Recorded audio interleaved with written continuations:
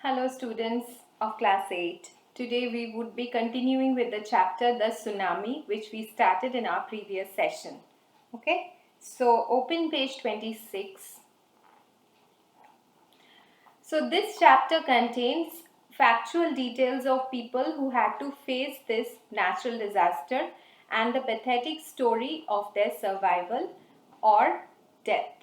Okay, some of them were able to survive, some of them were able to save their family but died themselves in the pursuit of that. So open page number 26 of your main textbook, Honeydew.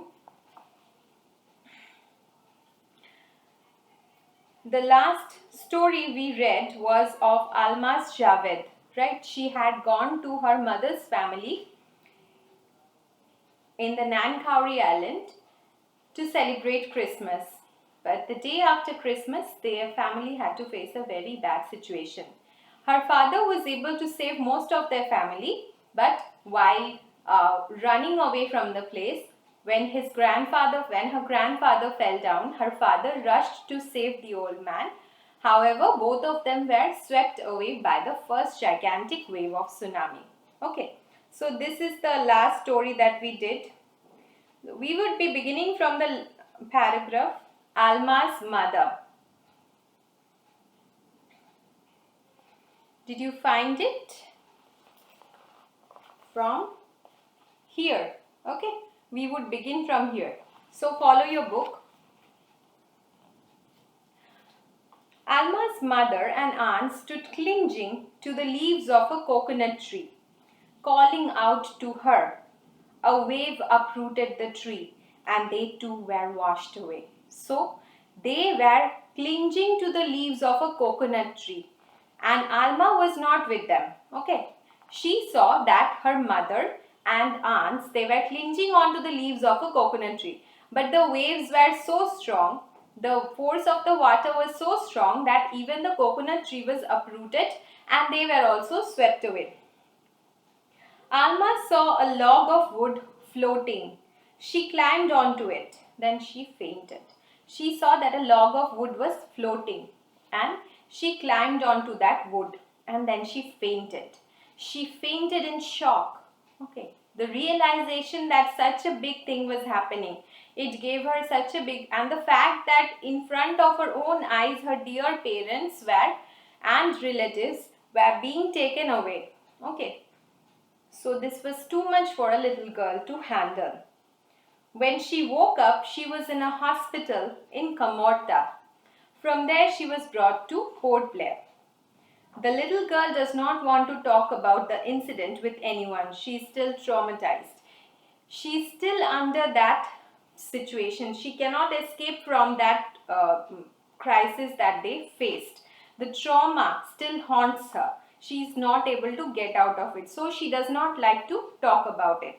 So you see, not only does people lose their lives because of situations like this, but they also lose a part of themselves. They become psychologically throughout their life, they become psychologically handicapped. They cannot they cannot feel secured in anything in their life.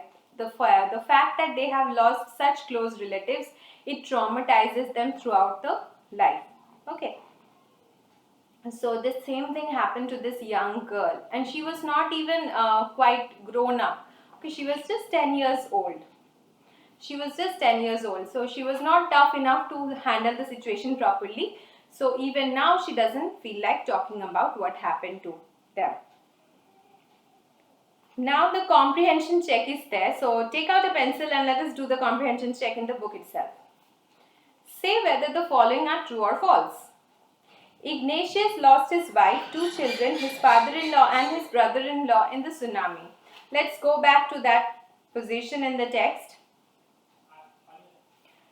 Okay.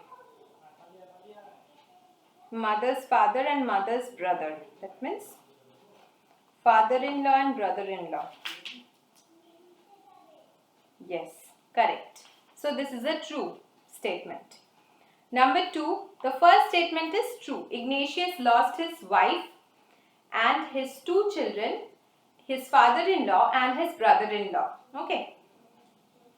Number 2, Sanjeev made it to safety after the tsunami. No, it is not true. It is false. Sanjeev made sure that his wife and his baby daughter were safe, but then he went to save the wife of their guest house cook, and as he tried to do that, both of them were swept away by the wave. So he did not made it to safety. So number 2 will be false. Number 3, Meghna was saved by a relief helicopter. Is it that? No. This is also false. Meghna saw the relief helicopter many times, but the relief helicopters did not see her, and she was not saved by the relief helicopter.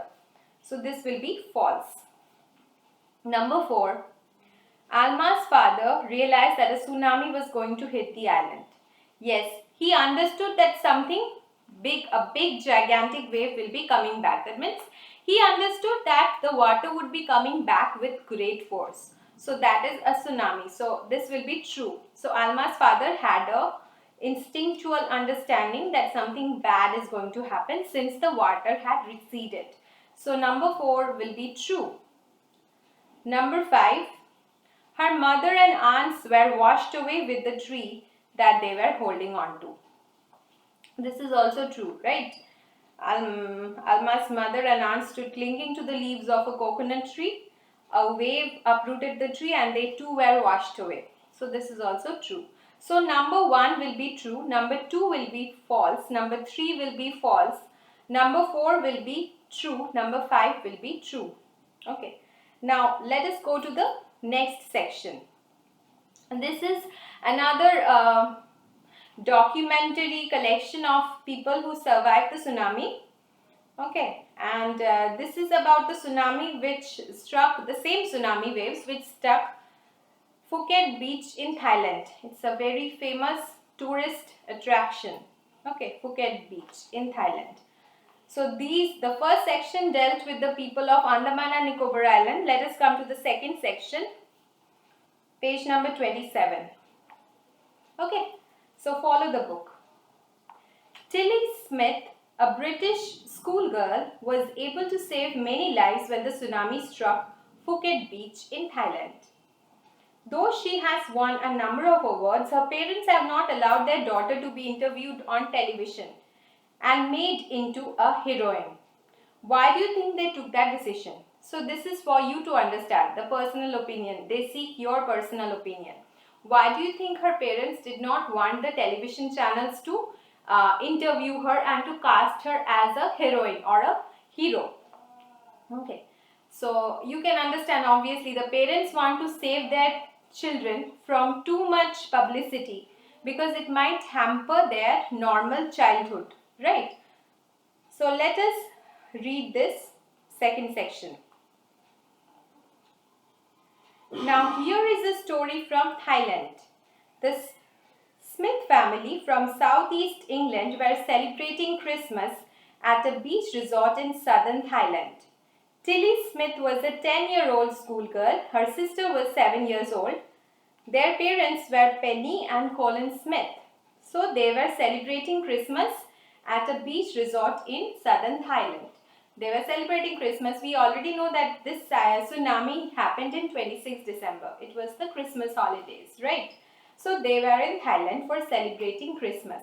And the Smith family consisted of their 2 daughters, and Penny and Colin were their parents. It was 26 December 2004. Deadly tsunami waves were already on their way. They had been triggered by a massive earthquake off northern Sumatra earlier that morning. The water was swelling and kept coming in, Penny Smith remembered. The beach was getting smaller and smaller. I didn't know what was happening. They didn't understand what was happening. Okay. But Tilly Smith sensed that something was wrong. Her mind kept going back to a geography lesson she had taken in England just 2 weeks before she flew out to Thailand with her family. So Tilly tried to recall something she had read in geography. Okay, it was one of the lessons which was going to come into reality for her. Something which she had learned only in book and only in class. in the safety of the four-walled classroom, she was going to experience it in real life. That is the geographic disaster, the geographic phenomena of tsunami. Tilly saw the sea slowly rise and start to foam, bubble and form whirlpools. She remembered that she had seen this in a class in a video of tsunami that had hit the Hawaiian Islands in 1946. Her geography teacher had shown her class the video and told them that tsunamis can be caused by earthquakes, volcanoes and landslides.